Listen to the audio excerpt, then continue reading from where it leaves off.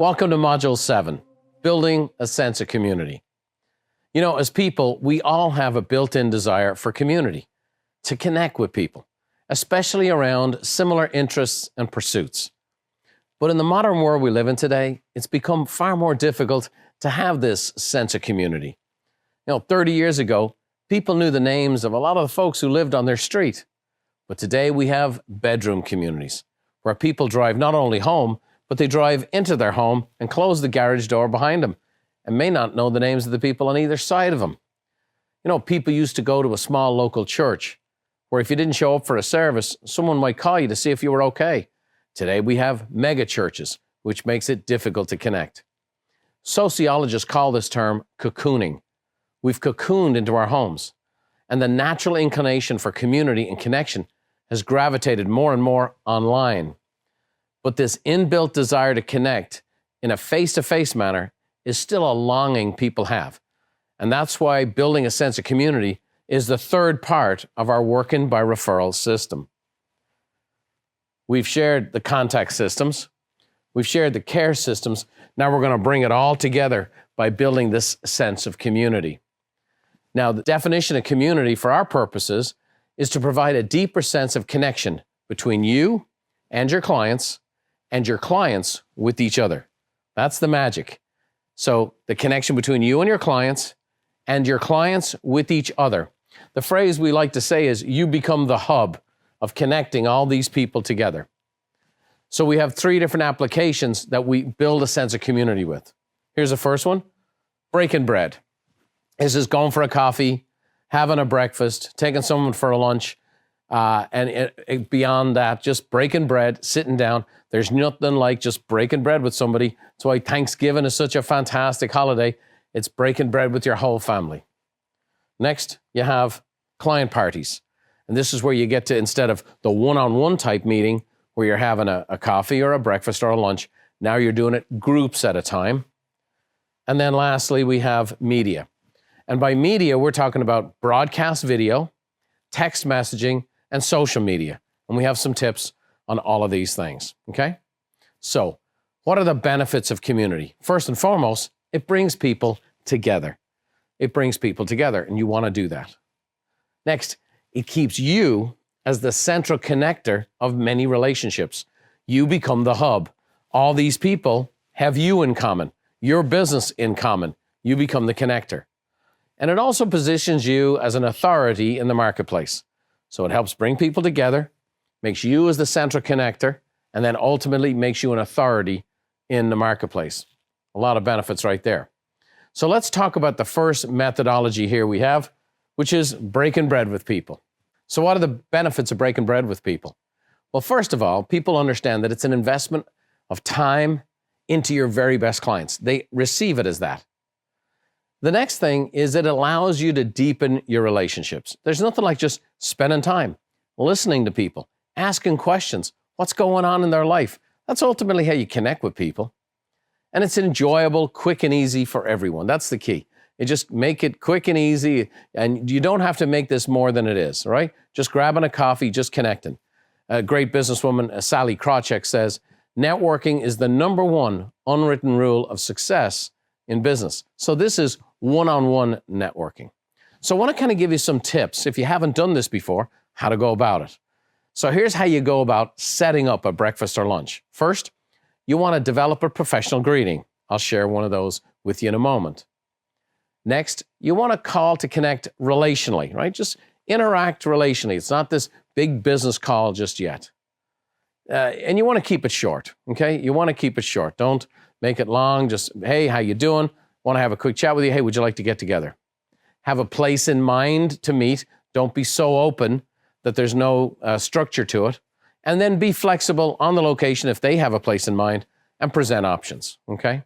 So professional greeting, you're calling to connect relationally. You want to keep it short, have a place in mind, and be flexible on location and present some options, all right? So here's a dialogue for you. Good morning, Dennis. Brian here. Just calling to say hello and let you know I've made a commitment to become a real estate professional. And they'll respond. I wanted to reach out to business people I respect to grab breakfast or lunch and do a little brainstorming on how we could grow our businesses. and you were one of the first people that came to mind. Is that something you'd be open to doing? And they'll respond to that. I don't know about you, but if I don't put it in my schedule, it won't happen. What time of day works best for you? Okay, great. And then you can mention what coffee shop or whatever else. Hey, look forward to catching up and see you then. So just trying to give you some guidelines here, just that you could print this off, sit in front of you while you're talking to somebody, just as a guideline. Similarly, I just want to give you some bullet points on what you might cover when you're at that breakfast or lunch. So just some bullet point concepts here. As a business owner, one thing we have in common is the need to continually generate leads. In my experience, the best type of client to work with is a referral, because they come with a level of trust in me and knowledge of the kind of service I provide. Now, my goal is to connect with like-minded business owners who are committed to delivering excellent service, who I can refer my clients to and create win-win relationships with, where we both benefit from referred business. So what we're trying to set up is a relationship of reciprocity. You want to reach out to business owners to start with because you need to build out your network. You need to build out your network of plumbers and painters and roofers and inspection services, lenders, title people, the whole gamut of all the services. That list we gave you earlier on. That's a list you want to make sure you have a name for each one of your, what we call the 27 services that are involved in every single transaction. So you want to make sure you meet with those guys first. And then you want to let them know, I want to refer you, and I'm also open to receive your referrals. So connect with people, build relationships with people, but also identify the people perhaps in your database that own a business that are good friends of yours and be a great person to sit down with. So why do we want to bother doing these business breakfasts or lunches? Well, here's some reasons. First of all, it provides opportunities for referrals. As you continually do this throughout your career, you'll find out that you'll generate a lot of referrals, not just at the time of the meeting, but in the weeks and months afterwards. It positions you as a leader in the business community. Again, because you're one of the people out there doing this. And you go, well, I'm new to the business. Let me tell you, there's a whole bunch of agents that just don't do this. I'm talking about the 80-20 rule. And so there's 80% of the agents don't do this stuff you're about to do. And then it gives you an opportunity to vet services to refer your clients to. You might know somebody that you would want to refer. You go meet with them, and sometimes there's some red flags. Sometimes someone will come up and say, well, just so you know, we're planning on moving out of state. Just so you know. And so you'll find some things you go, ooh, okay, well, I won't start kind of building my house upon that sand, okay? There's just a neat way to do it. You have to understand that other business owners are trying to grow their businesses. Small business people have a lot of things in common, which is why, believe it or not, small business people love the opportunity to get together and connect. You know, in real estate, we have lots of seminars and training. In other industries, a lot of people, they're just by themselves.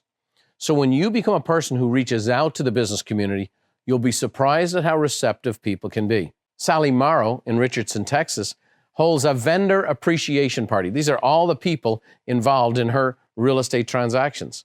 And so she gets them all together. So here's an example. She had 27 people she invited, and 21 of these business owners showed up just for a little breakfast meeting.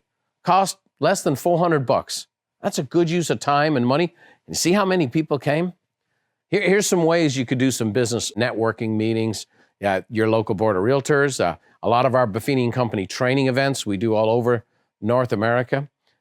Business Network International, BNI, a good friend of mine, Dr. Ivan Meisner, founded that organization. That's where people from different businesses get together. There might be 12 people in a group, and you have an accountant and an attorney and a realtor and a lender. They allow one person from a different profession. You get together, brainstorm, and try to get business for one another. That's BNI. The Chamber of Commerce does things like this. The Rotary Club. LaTip is another organization similar to BNI. So there's actual networking groups out there that you can become a part of and go and do these networking breakfasts on a regular basis. Now, a couple of things about networking. First of all, don't leave home without them, okay? Even though that's kind of old school, let me say this to you. It's a professional courtesy you need to have. So always carry business cards. Next, be outwardly focused. I know you're trying to get your business going, but take an interest in other people. In fact, kind of forget yourself for a while and be outwardly focused. Find out what people do.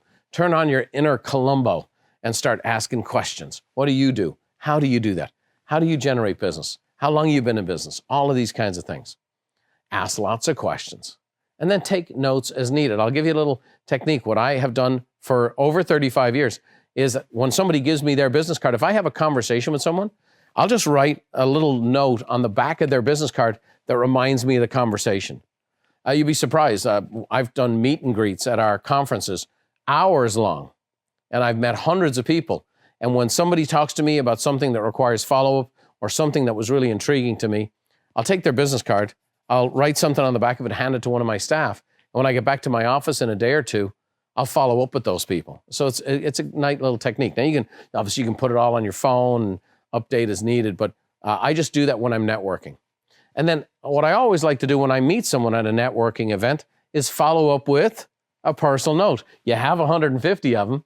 So, hey, just great to meet you. Really look forward to getting to know you better. And put your business card in there and send it on to them. Handy dandy, all right? Tim Sanders, a man who's spoken at our events, he wrote Love is the Killer App, a neat book. And he says, your network is your net worth. So it's a very, very powerful thing. So this dynamic that people think this idea of community, it's kind of an ancillary, nice thing to have. It's not at all. It's one of the three major fundamentals of the Working by Referral system.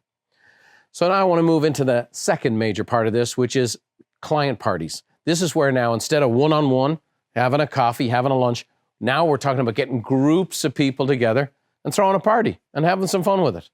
And that's exactly what the first point is. It's a fun way to connect with clients. It's a fun way to connect with people. Next, it's an opportunity to give back. It's an opportunity to give back, and it's a proven method for generating referrals. In some of our more advanced training programs, we go in depth into all the different aspects of putting on a party and how to host a party and so on and so forth. But just a couple of quick ones that you could do starting out. Here's a really simple, inexpensive one. Summertime, an ice cream social. Here's Chris and Liz Sansone, and they are in Sugar Land, Texas. I've been to Sugar Land many times. It gets a little warm in Texas. So here's the ice cream social. And so they met at the local ice cream shop and let their people order their favorite ice cream, and everybody's just connecting, networking, having a good time. Like, that's really inexpensive to do and simple to do. Everybody's just hanging out in the one place, and it's just a group of people who know each other or who are getting to know each other through you because you're the connector. Another very, very popular dynamic in our network is what's called the reverse pop-by. Now, I taught you about pop-bys where you go visit people, but believe it or not, you can actually have your database come visit you. And one of the best ways to do this, we've seen, is called a reverse pop-by party. So for example, let's say it's Thanksgiving. Many of our clients will send out a mailer and say, hey, I got 3 different types of pies, and they get them from Costco usually. Hey, we got pumpkin, pecan, and an apple pie. Which one do you want? And then pop by my house. I'll have finger foods and punch and some drinks, light refreshments. Come on by, pick up your pie, get to say hi a couple days before Thanksgiving. It's a great thing. So for example, Katie Griffin Ross just did this. And so what she did was, which was a nice tweak on it, not only did people come by to pick up a pie, but she had pictures with Santa. So all these folks came by and brought their kids. So they took their picture at Thanksgiving so they could use as their Christmas cards. Okay? Pretty smart. She had 65 to 70 people show up. Now, a little more investment. The parties are a little bit more. She had $1,200 to $1,300. She got 4 referrals within 2 weeks of the event. So this is where this can grow to, okay? Now, I would encourage you to go and take someone for a coffee first before organizing a party. Here's Phyllis Glover. She was kind of the inventor of the reverse pop-by. And so she's right there in Dallas. And I've known Phyllis 25 years. In fact, she sold my son a home in Texas when he went down there to play football. So here she goes. I'm going to show you this because it's so well done. She and her team, they're going to Costco and they're buying tons of these pies, just like you see. She hosted at her home. Now, she's got a nice home. She has valet parking, but she actually has people parking the cars. Her and her team are dressed up. They are, they have all these nice finger foods and treats and stuff like that. But here's the thing. These are clients. Look at their faces. And that's what I'm sharing with you, is that real estate doesn't have to be a drudgery. It doesn't have to be this grind. You can have fun with this. Oh, by the way, because she sold my son a house and we were in Texas visiting him, she sent an invitation for us. So again, this is a few years ago, but we popped by Phyllis's house and it was just a fun day. It was a fun thing to be a recipient of as a client. And that's the thing, is you can break this imaginary barrier here between you and your database. You can build relationships and be friendly with people and become friends with your customers, okay? And this is a neat way to do it. So let me share with you a few tips for some client parties. First and foremost, set a budget, okay? Now, you don't have to spend a fortune. That ice cream social wasn't real expensive. So set a budget. Next, pick a date and a location. It's nice if you have a theme. That would be nice if you decided on a theme. Now, here's the key. You send out invitations. And then you call all those you've invited. So you set the budget, pick the date, have a theme, send out invitations, and then call all the people you've invited. So here's how this works now. We're doing the community system, but in order to do this, look at this. We're sending something in the mail, we're following up with a phone call, and then we're connecting personally. Very, very powerful. So this is an example of where all the mechanisms come together. So we have on the Online Resource Center, if you feel up for it, one of these reverse pop-by party planners, and we also have a pop-by tag. Any way you slice it, I'm grateful for you. So there's some resources there. If you decide this is something you want to do, it's on the Online Resource Center. It's not part of your mandatory action steps as part of the training, but it's something you might want to consider. The third piece I want to bring you here is this whole dynamic of media. And so whether it's broadcast video that we send to our entire database, text messaging, or social media messaging. So let's just give you a couple of points on this. Here's the benefits of it. First of all, it builds your platform, okay? Now, that's the phrase we used to say 20 years ago, it builds your brand. But your platform is the mechanism through which media is now establishing your brand. Next, it's an opportunity to build an additional database, okay?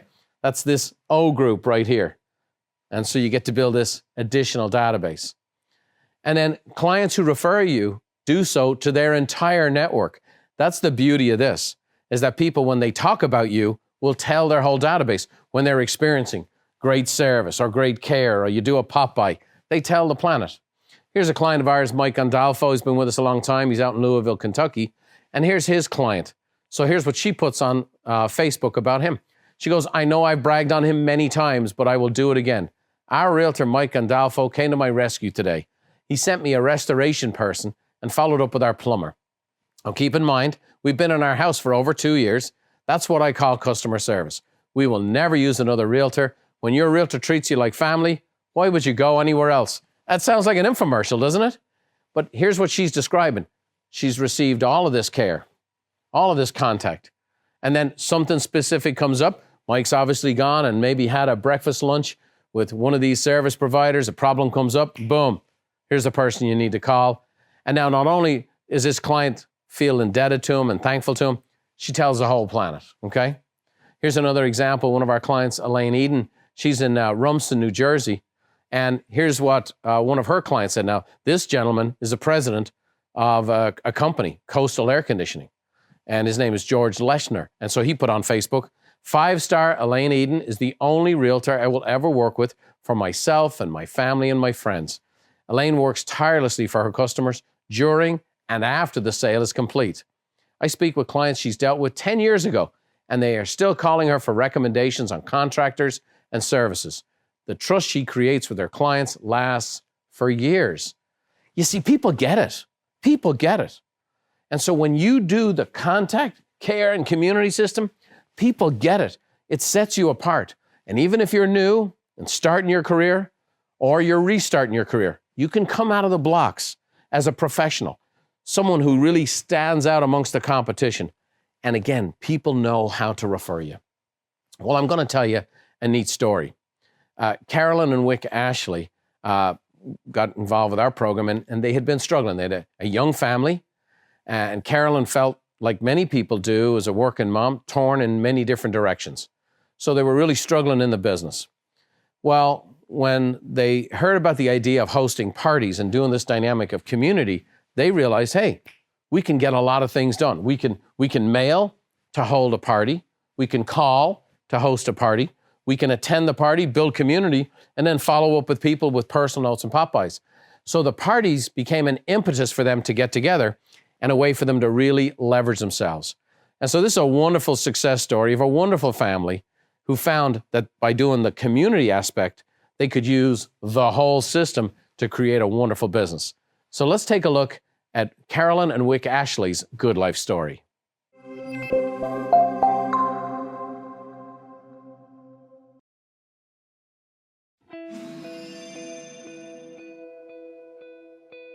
I got my license when I was 9 months pregnant, and I had 2 people who referred me business. So I had 2 deals before Felix was born. And then for 6 months, I was doing open houses. I started getting really busy. It was really tough. It was really tough on the kids. I didn't see her at all. We definitely wanted something different. My whole dream was to be a mom, and then I found myself like never even being home and feeling really pulled by this like responsibility to take care of everybody, and it just seemed daunting. Our office was a big supporter of Brian Buffini, and so quickly I was introduced to his systems and then encouraged to go to one of his events. Yeah, so I signed up for coaching immediately. It just seemed to me like a no-brainer for survival for me. Saw that was an opportunity for us to kind of get on a track. When she signed up, I was thrilled. So when I started working with Caroline and Wick, we really wanted to identify a way that we can leverage their energy and their time among their database, and we determined that parties would be the optimal approach. Well, the time came that we had to plan our very first party, which is extremely nerve-wracking. So we were nervous all the way up until till people started to show up. Then once people started to show up, I relaxed a lot and had a great time. And then afterwards, I really felt good. Yeah, it was an injection of just positive, realizing the impact that we have on people. And the aha was, Julie was like, here's the thing. This is how you guys leverage your busy lives. Let's get everybody in a room. Instead of you trying to go to dinner with every single person in your crazy busy lives and you have tiny kids, get everybody together and leverage it. And to us, I was like, oh, brilliant. Life has gotten much better because of the way that we do business. Now at 3 o'clock, I pick up the kids every day and I make dinner every night. I really want to be involved with my kids because I know they're going to be gone soon, and that's a part that I don't ever want to compromise. That's been really great. We've had a lot of awesome vacations. I can take more days off now, but really overall, it is just much better.